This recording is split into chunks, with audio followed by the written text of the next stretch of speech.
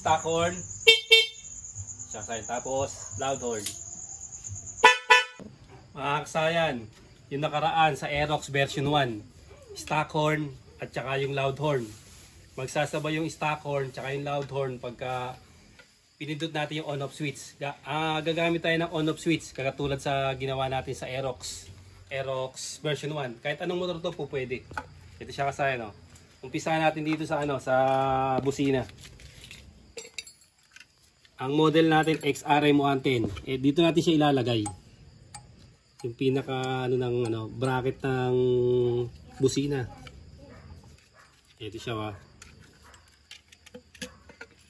Ito yung gagawin natin. Ito yung positive, yung mahaba, Ito ayan, Laging merong kailangan natin ng ng relay terminal.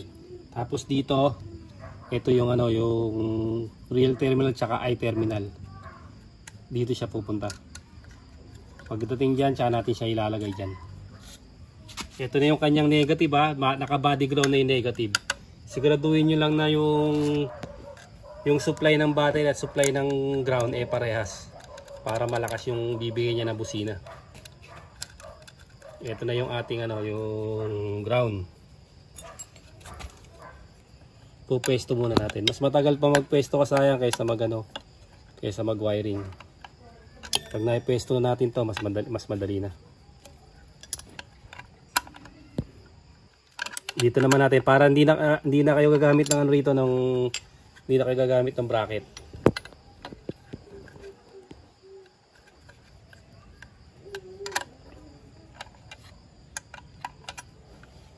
Mamaya natin i-fix. Tapos sa kabila ganun din. Yun yung pang-fix natin. Ganun din sa kabila, ayan, pakita mo yung foreman, ito yung ground. Lalagay natin diyan. Pwede kayong gumamit ng washer sa kabila.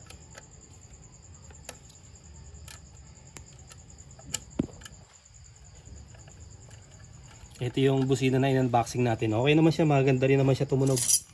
Yung in-unboxing natin ang nakaraan sa galing Lazada. Low budget na busina.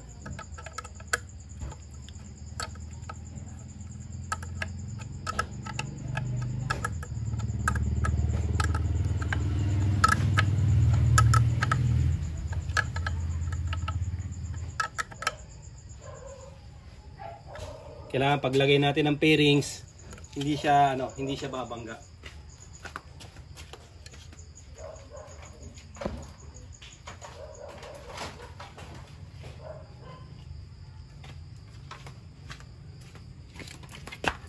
Kaya na pag nilagay natin yung pairings niya. Saka dito. Ayan siya. Tapos pagka bumabangga siya, halimbawa, hindi siya makakapag-play, babaan nyo lang siya.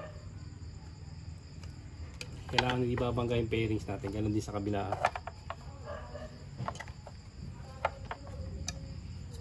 Pag nag-play siya, hindi siya babangga. Hindi babangga yan para mas maganda yung maging ng busina.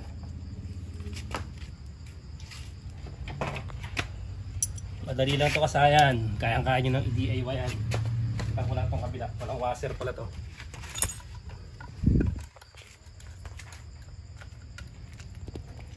Natin ng washer para dumikit. Sa kabila kahit wala ng washer kasi maganda yung pagkabakal niya ron. Kapit na yung magiging natin, yung I-terminal natin sa kabila. Adjustable naman yung pwede ibaba. Dito natin nilagay sa ibaba ng XRM110.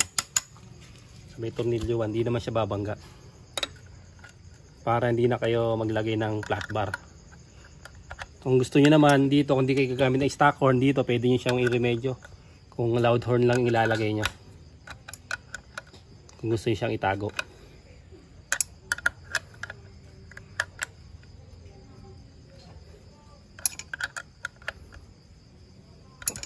Okay, testing na natin yung negative. Ito siya kunin natin yung negative.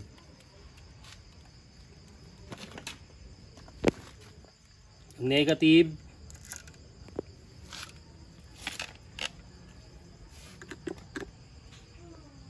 12.7, 12.8. Yung battery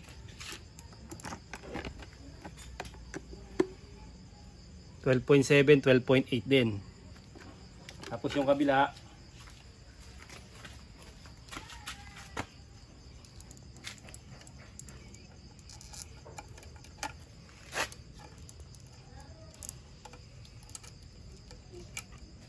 uy.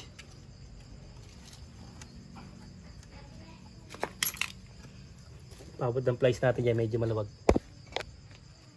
Kahit long nose.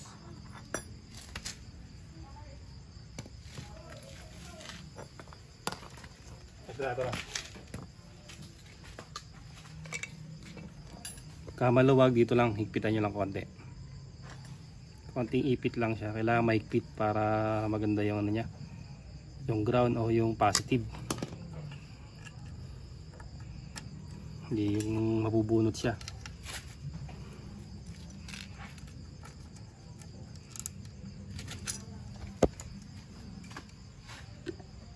Ayan, 12.7, 12.8. Ayan, naglalaro siya ron. Ibig sabihin okay na yung ating ground. Ito naman yung positive, yakit natin yung positive ha. Yung positive ng busina magsasama na yon. Ito na siya. Pagsasamahin natin yung positive ng busina. Tapos ito, wala tayong gagalawin dito ha, yung stock horn ha. Aerox version 1, yung isa nating ano, yung isa nating kinabitan. Mamaya kasayan, babalikan namin kayo kasi may nagbibideo okay.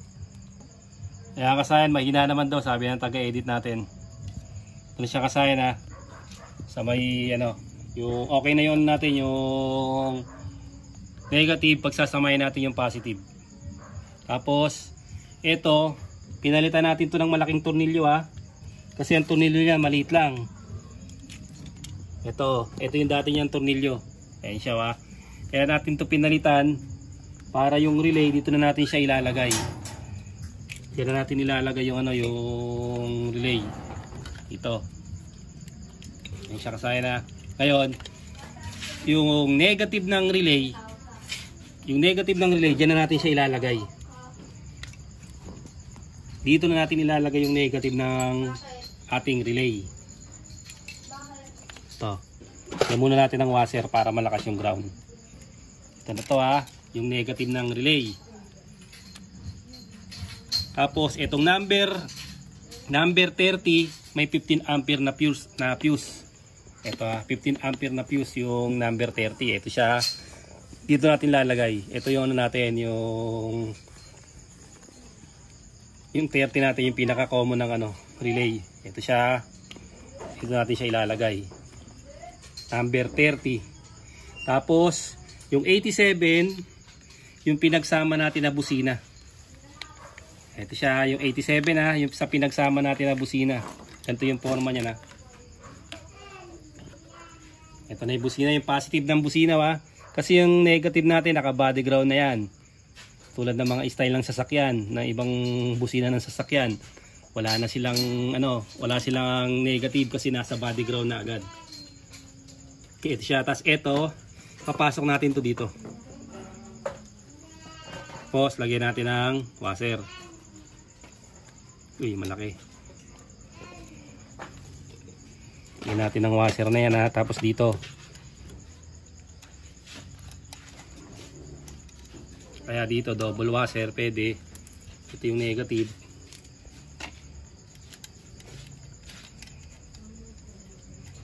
Ilalak muna natin para malakas yung ground. Ano siya? Makakakuha tayo ng ground dito. Yan. Okay, may ground na no. Ngayon ito, ilalak na lang natin to ng isa pang ano, ng isa pang tornilyo sa ibabaw. Abot pa naman siya.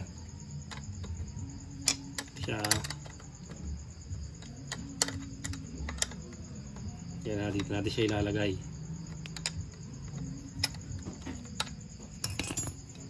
Para may paglalagyan na yung ano natin, yung ating relay. Dito yan. Tapos kukuha lang ulit tayo ng panlock. Ito na siya ha. Tanggalin ko muna para mas madali. Ito ha. Number 30 ng relay papunta sa may positive ng battery na may fuse na 15 ampere. Tapos yung number 87 magkasama sa positive ng busina.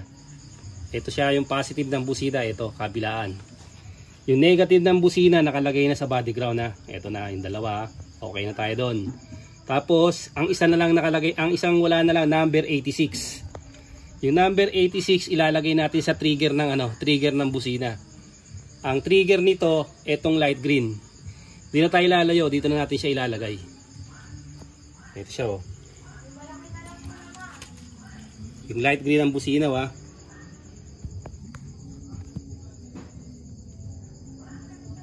Yan, sa light green ng busina, doon natin lalagay ng 86. Kasi kung negative trigger yung motor nyo, panoorin nyo lang yung yung Aerox version 1 kasi negative trigger yun, Yamaha. Babaliktarin nyo lang yung relay. Yung relay ang isusupply nyo doon ay negative. Ito positive yung 86. Ngayon halimbawa yung negative, yung 86 yun lang ilalagay sa negative. Tapos mag body ground kayo katulad nito. Tapos yung kasayan, okay na, testing na natin. Kompleto na. Pagka hindi pa siya nakapindot, hindi pa nakapindot yung stock horn siya. Pwede siya. Ay, nakaloud ka agad Pagka nakapindot siya, loud horn. Stock horn.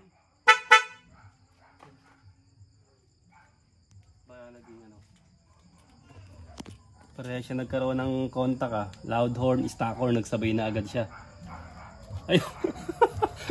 Sorry mga kasayan Pasensya na di ko pala nalagay sa Di ko pala nalagay sa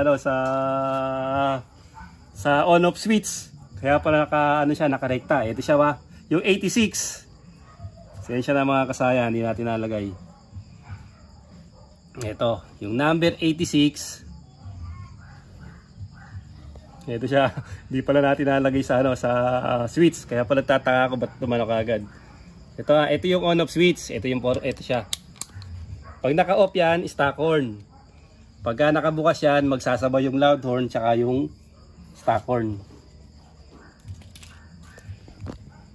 Kaya pala hindi gumana. Ito siya Yung isang panang switch ilalagay natin sa relay. Yung isa naman ng switch ilalagay natin sa trigger ng busina sa may light green. Ito siya. Kaya kasayang gagana na yan. On off switch lang to Ito siya. Testing na natin. Ito yung stock horn. Ayan siya, naka-off yung on off switch. Stock horn. Tapos loud horn. Stock horn. Loud horn. Hanggang dito na lang mga kasayan. Salamat sa panonood.